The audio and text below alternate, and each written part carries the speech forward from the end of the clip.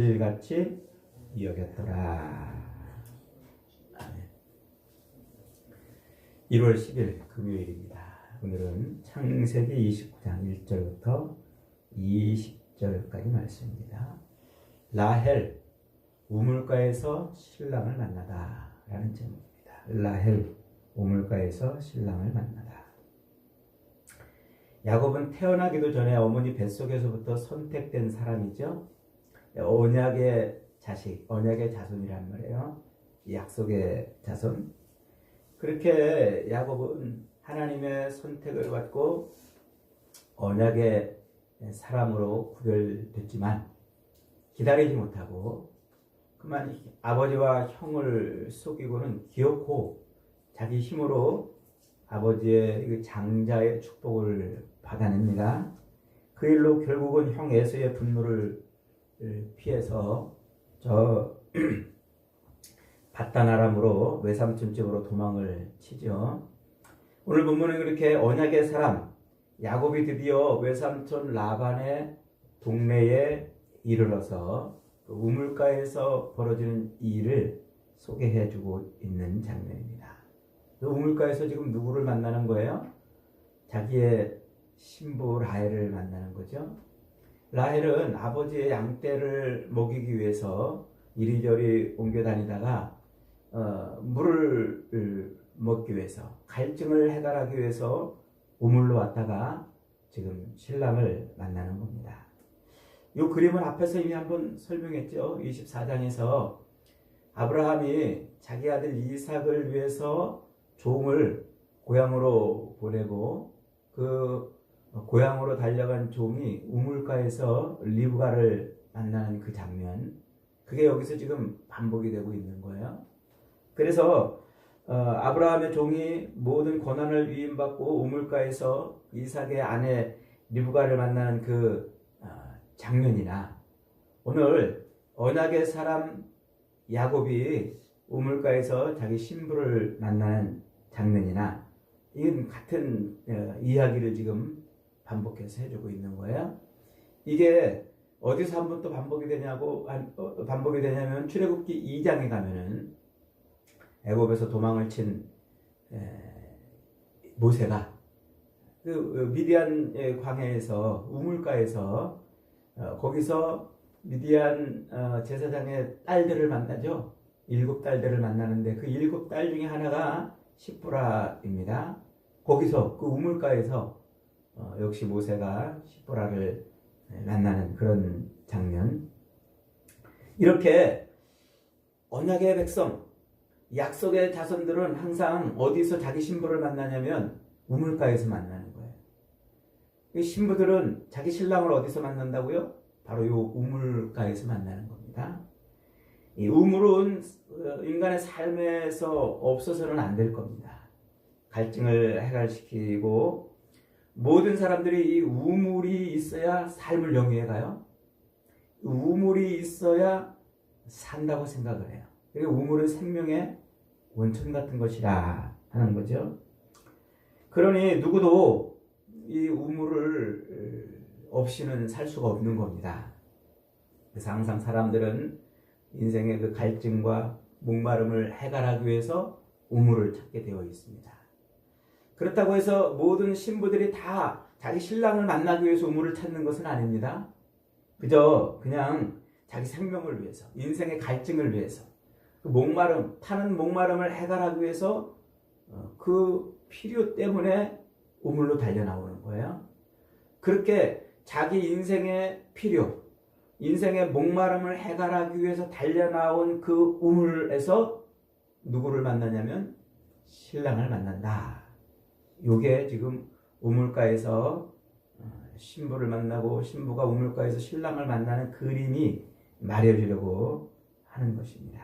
그러니까 이 신부들은 인생의 갈증을 해결하기 위해서 우물가에 왔다가 거기서 언약의 자손, 그 약속의 자손을 만나서 그에게 이끌려서 언약 속으로 같이 들어가는 거예요. 언약 속으로 같이 끌려 들어가서 결국 자기가 살던 땅을 떠나서 약속의 땅으로 들어가게 되는 것. 이게 신부들의 공통점인 거죠. 그러니까 성경이 지금 이런 그림을 지금 반복해서 해주고 있는 이유는 진짜 언약의 후손으로, 약속의 자손으로 오신 그 선택된 신랑 되신 예수께서 이 땅에 모든 인생들의 갈증을 해결시키는 그런 신랑으로 오시는 분이시다. 이걸 가르쳐 주려고 그러는 거예요. 예수 그리스도께서 인생의 갈증을 해결하기 위해서 우물가로 왔던 그 모든 신부들의 그 갈증을 진짜 해결해주는 진짜 우물이다, 진짜 생수다 하는 것을 가르쳐 주려고 그러는 것입니다. 그게 바로 구원이에요. 인생의 그 갈증을 해결하기 위해서 우물가로 달려나왔다가 진짜 생명수 대신 예수를 만나는 것. 그것이 곧 구원이고, 그렇게 그리스도의 신부들은 단지 인생의 갈증을 해결하기 위해서 달려온 그 우물가에서 영원히 목마르지 아니하는 생수를 받아먹고 그렇게 인생의 갈증을 해결받는 것. 이게 구원이고 영생이고, 이게 바로 성경이 우리에게 말해주고 싶은 그런 영원한 삶에 대한 이야기입니다. 그것을 지금 계속 성경이 여기저기에서 반복적으로 가르쳐주고 있는 것이죠. 그 그림, 그런 그림이 완성이 되는 곳이 어디입니까? 바로 요한복음 4장에서 완성이 되죠.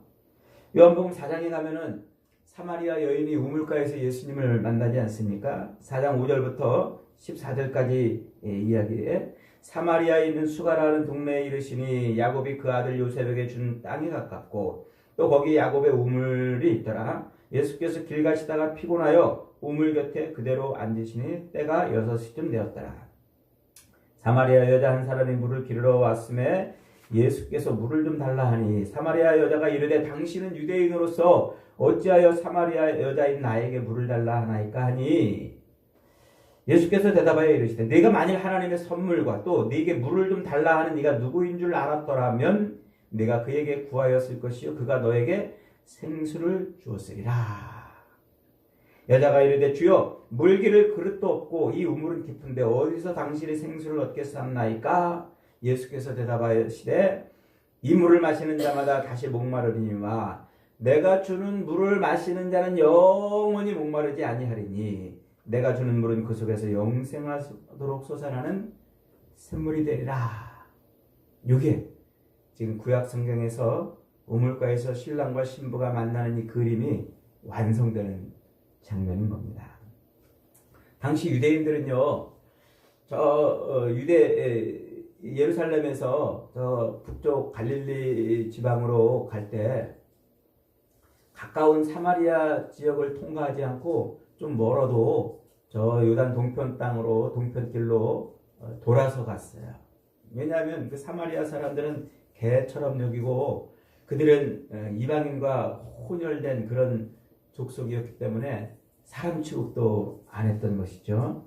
그런데 예수님께서는 예루살렘에서 급히 새벽부터 제자들을 데리고서 그 한 30-40km 되는 그 거리를 낮 12시가 될 때에 맞춰서 가려고 부지런히 달려갔어요.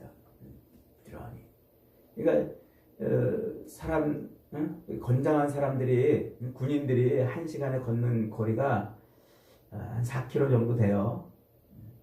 그러니까 30-40km 되는 거리면 한 10시간을 군인들도 쉬지 않고 그래야 도착하는 거리입니다. 그런데 새벽에 출발하신 예수님이 낮 12시까지 거기를 도착하려고 했으니 얼마나 부지런히 달리셨겠어요.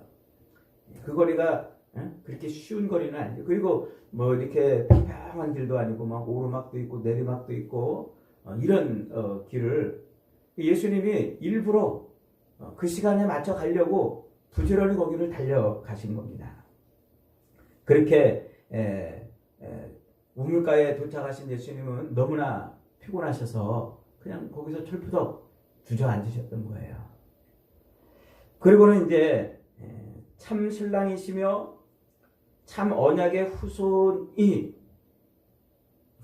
그 예수께서 세상의 죄인으로 대표되고 있는 그 사마리아 여자를 만나서 그 여인에게 생수를 주고 있는 장면입니다. 세상에 이 온갖 그런 음란하고 패역한 그런 삶을 사는 인생의 대표로 등장하는 이 사마리아 여자는 인생의 갈증을 해결하기 위해서 지금 우물가로 달려나온 거예요. 거기 달려나왔다가 지금 예수님을 만난 것이죠.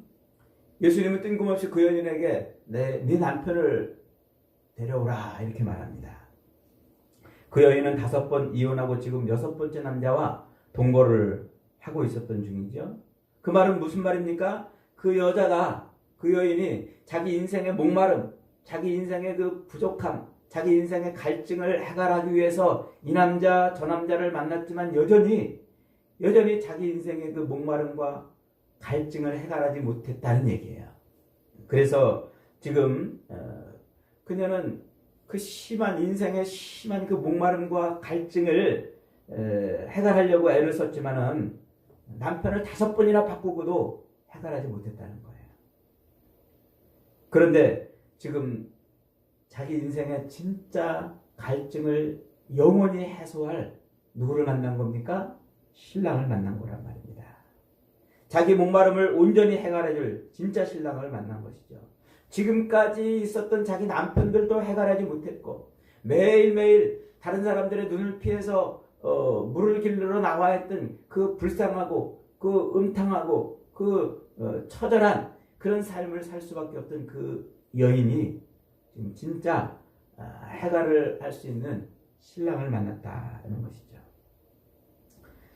세상의 남편을 상징하는 세상의 우물가에서 하늘의 남편인 여인의 후손이 진짜 생명수를 들고 이 여인 앞에 나타난 것입니다.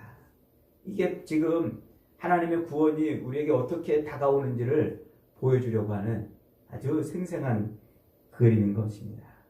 그래서 예수님께서는 세상의 우물을 찾는 자들아 너희는 거기서 절대로 너희의 그 갈증, 너희의 목마름을 해결할 수 없을 것이다. 나에게 오라. 내가 너희의 목마름을 해결시킬 수 있다. 이렇게 말씀하시는 거예요. 그래서 요한복음 7장 37절, 38절에서 예수님은 명절 끝날에 사람들에게 이렇게 외치는 것입니다. 명절 끝날 곧 큰 날에 예수께서 서서 외쳐 가라사대 누구든지 목마르거든 내게로 와서 마시라. 나를 믿는 자는 성경의 이름과 같이 그 배에서 생수의 강이 흘러가리라. 누구든지 목마르거든 내게로 와서 마시라. 그런데도 안타깝게도 오늘날 많은 사람들은 참 생수를 들고 계신 그 신랑 옆에 있으면서도 그 신랑의 생수를 받아 마시는 게 아니라 신랑에게 자꾸 뭐라고 요구하고 있습니까? 우물을 좀 파주세요. 우물을 좀 파주세요. 그러고 있다는 거예요. 그러고 있다. 하나님께서는 이미 구약 성경에서 여러 번 하나님이 이스라엘 백성들의 신랑이라고 거듭거듭 말씀하고 있지 않습니까? 그래서 이사야 12장에 보면은 2절로 3절에 보라 하나님은 나의 구원이시라 내가 신뢰하고 두려움이 없으리니 주 여호와는 나의 힘이요 나의 노래시며 나의 구원이시라. 그러므로 너희가 기쁨으로 구원의 우물들에서 물을 기르리라. 하나님이 우리의 우물이란 말이에요. 우리의 구원이고 우리의 힘이고 우리의 노래시고 우리의 모든 것 되시고 그분이 우리의 참 우물이시기 때문에 우리는 거기서 그것을 퍼마시면 된다고 말씀하고 있어요. 이사야 49장 10절에서도 그들이 줄이거나 목마르지 아니할 것이며 더위와 볕이 그들을 상하지 아니하리니 이는 그들을 긍휼히 여기시는 자가 그들을 이끌되 샘물 근원으로 인도하실 것이니라. 하나님이 그렇게 이제는 목마르지 않고 이제는 줄이지 않는 더위와 볕이 그들을 해하지 못하는 그런 샘물이 되게 하신다는 거죠. 이게 우리의 구원이란 말이에요. 이게. 그런데도 사람들은 양식 아닌 것을 위하여 은을 달아주며 배부르게 하지 못할 것을 위하여 수고하고 있고 여전히 세상에 가가지고 세상 것에서 인생의 갈증을 해결받으려고 그러고 있다는 것이죠. 그러나 하나님은 우리에게 그 어디에서도 해결할 수 없는 인생의 갈증을 해결시키기 위해서 그 아들 예수를 이 땅에 보내시고 그 예수를 우리의 신랑으로 만들어서 우리를 예수의 신부로 삼아 그렇게 갈증을 해결시켜 주는 거예요. 이게 구원이고, 이 놀라운 구원은 하나님이 우리에게 거저 주시는 구원입니다. 거저 주시는, 값없이 주시는. 여러분, 하나님께서 왜 우리의 신랑 되신 예수를 이 땅에 보내시고 우리로 그렇게 값없이 거저 구원을 얻게 해주시는 것입니까? 이 구원이 가치가 없는 것이기 때문에 그럴까요? 이 구원이 싸구려기 때문에 그럴까요? 이 구원이 별 볼 일 없는 것이기 때문에 그럴까요? 아닙니다. 아들을 죽여서 우리의 인생의 갈증을 해결하시는 이 구원이 세상 그 어떤 것과도 비교할 수 없기에 너무 비싸고 너무나 가치 있기 때문에 그 누구도 그 값을 치를 수 없기 때문에 우리에게 거저 주신 거예요. 세상에 있는 그 어떤 사람들도 그 값을 치르고 그 예수를 통해서 목마름을 해결할 수 있는 사람이 없기 때문에, 그래서 우리에게 거저 주시는 거란 말이에요. 이 구원이 결코 값싸서 거저 주시는 게 아니고, 결코 부족해서 거저 주시는 것이 아니고, 누구도 그 어떤 사람도 그것을 자기 값으로 치르고서 얻을 수 있는 사람이 없기 때문에, 그래서 우리에게 거저 주시는 것입니다. 그렇게 그리스도의 신부들, 예수님의 신부들은 하나님의 은혜로만 살 수 있는 것이고, 하나님의 은혜로 얻은 그 선물, 그걸로만 인생의 모든 갈증을 해결할 수 있다. 이게 성경이 말하고 있는 우리의 구원입니다. 그런데도 우리들은 어때요? 오늘 이 시대의 수많은 그리스도인들조차도 하나님의 그 구원을 너무 값싸게 여기지 않습니까? 지금 당장 눈에 보이지 않기 때문에 그 구원이 무엇인지, 인생의 갈증을 해결한다는 것이 무엇인지를 모르기 때문에 신랑 되신 예수 그리스도의 그 샘물, 생명수를 받아 마시려고 하지 않고 그 신랑에게 자꾸 여기다 우물을 파주세요, 저기다 우물을 파주세요, 저 우물을 나에게 주세요, 그러고 있단 말이에요. 얼마나 기가 막히고 얼마나 황당한 일입니까? 생수의 근원이 되신 신랑이 자기 옆에 서 있는데도 세상에 우물을 파는데, 그래서 거기에 집착하고 세상에 우물을 파달라고 신랑에게 조르고 있는 어처구니 없는 삶을 살아요. 그리고 그게 신앙생활인 줄 알고 있다는 것이죠. 그렇게 자기 신랑에게 우물을 파달라고 조르고 있는 그런 인생들에게 하나님은 분명하게 경고를 하십니다. 예레미야 2장 11절로 13절에 너 하늘아, 이 일로 말미암아 놀랄지어다, 심히 떨지어다, 두려워할지어다. 여호와의 말씀이니라. 내 백성이 두 가지 악을 행하였나니 곧 그들이 생수의 근원되는 나를 버린 것과 스스로 웅덩이를 판 것인데, 그것은 그 물을 가두지 못할 터진 웅덩이라. 생수의 근원 되신 하나님을 버리고 스스로 가서 우물을 팠단 말이에요. 웅덩이를 팠단 말이에요. 그런데 그 웅덩이는 물을 가두지 못하는 터진 웅덩이라고 말하고 있는 겁니다. 세상의 우물에서 자기의 목마름을 해결하려고 하는 인간들을 하나님이 지금 어떻게 보시는지 말씀하고 있는 겁니다. 자기들의 힘으로 우물을 파려는 자들, 자기들의 노력이나 열심으로 행복과 만족에 도달하고 그 인생의 목마름을 해결하려고 애쓰고 몸부림치는 그런 인생들에 대해서 하나님이 지금 뭐라고 말씀하시는 거예요? 두려워하라, 떨라고 말씀하고 있는 거예요. 떨라고. 왜냐하면 그들이 바로 심판받을 자들이기 때문에 그렇습니다. 그들이 바로 하나님의 심판을 받을 자들.